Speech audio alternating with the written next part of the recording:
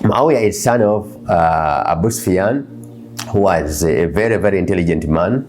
I don't want to go into that. Every aspect, every point I mentioned here needs time. How Abu Sufyan was intelligent. Just mentioned, to mention just one, that when he reached the battle of the trench, he looked at the trench and he knew that the person who advised the Prophet to dig it must have been a non-Arab. And he said in Hadhi al-Makida, this is a technique unknown to all Arabs. And Abu Sufyan was correct, because the person who advised the Prophet to dig the trench was not an Arab. He was a Persian, Salman al-Farsi. A man who wasn't there when Salman was advising the Prophet to do it, but knew the limitation of the Arabs, and then concluded that this technique is unknown to the Arabs. So that was the intelligence of the father of Muawiya, called Abu Sufyan. So, son of a very, very intelligent father, and both they belong to the aristocratic clan of the Quraysh. These Quraysh were aristocratic, but the Umayyads were at the top of Quraysh aristocracy. So look at the people who have the feeling of never allowing others to come up to their status. That is the behavior of the aristocratic people. So that was the father, and he was also son of the woman who is called Hindi, and was very, very vengeful, very annoyed, very vengeful, and uncompromising. That was the woman. The woman who, having lost relatives at the battle of Badr, took it upon herself to prepare the whole program, the whole arrangement to make a vengeance campaign on Prophet Muhammad, and which happened at Uhud, where it was even presumed that the Prophet had died, where she tore the stomach of Hamza, took away his liver to kill it, so that she soothes her anger. This is the woman. And the woman who actually, on the battle of Badr, ordered for the undressing of the bodies of the invading Quraysh. And she went hang those clothes on the walls of the Kaaba and called all the Arabs who make a pilgrimage to take vengeance on Prophet Muhammad, who has caused troubles among the Arabs. That is the woman. That's the woman. She ordered men never to wash, never even to enjoy anything before any vengeance on Prophet Muhammad is done. That is the woman, and she nearly achieved her goal, because the Prophet was left alone on the field and he lost the best of the Sahabas. He remained with only those who ran away from him. She nearly achieved her objective. So that is Muawiya, son of those two.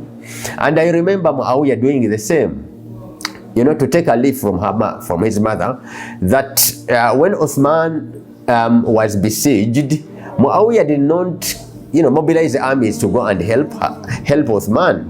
Never, he didn't. For 3 weeks, Uthman under siege.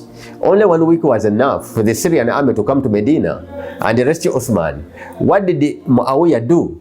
He sent 3 people to wait until Uthman is killed. Don't interfere with the regicides. Those who are going to kill Uthman. Don't interfere with them.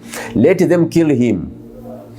But after killing him, remove his shirt, remove his robes, blooded robes, bring them to me.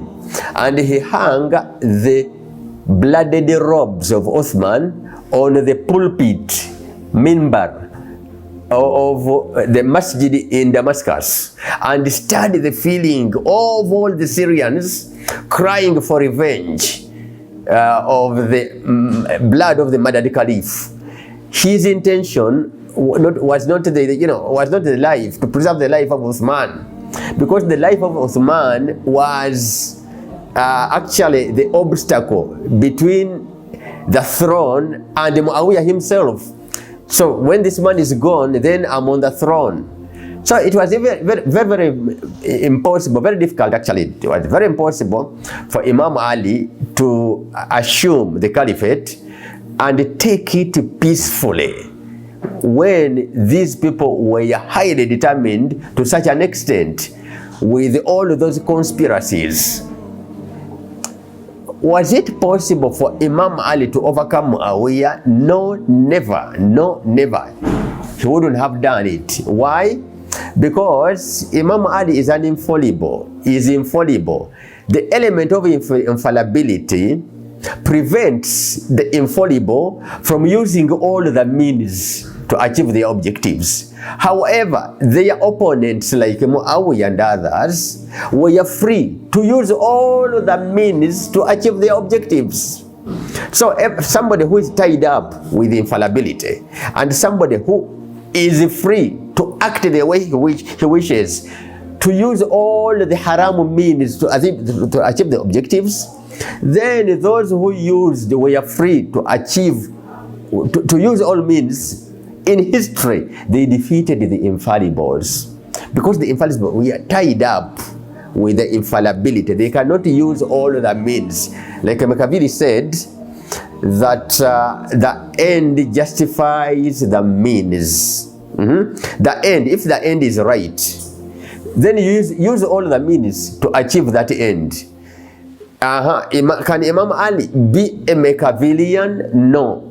Can the opponent of Imam Ali be Machiavellians? Yes. All the opponents of the infallibles, the Ali Muhammad, their enemies were not infallible. So they used all the means and they were to defeat them. That's how it is. Somebody who has many ways to use, and you have only one way because you don't want to commit sins. To commit sins, all available ways are haram to you, then the other man who is free will defeat you. That is the history of the Machiavellian theory. Those who used it because they were free, because they were sinners, defeated the men of God. I remember Imam Ali, answering Muawiya bin Abi Sufyan's accusation. It was like he was despising him, that the son of Abu Talib is brave, but he has no knowledge of war. He doesn't understand how to conduct a war. Imam Ali said, no, I know everything. I know what they know, but I'm tied up with religion, with that sensibility of infallibility. It's a religion that ties me up. Lawla din, hadn't it been for religion that ties me up, lakuntu adha al-Arab, I would have beaten them, all of them, at their in their tricks. I would have beaten them at their game. But me, I'm tied up with religion. You cannot exhaust Muawiya. You cannot exhaust the conspiracies of Muawiya. Actually, I want to close it before even I complete the introduction. Yeah, I'm just in the introduction. You cannot exhaust Muawiya. He needs a full course at master's level. Yeah.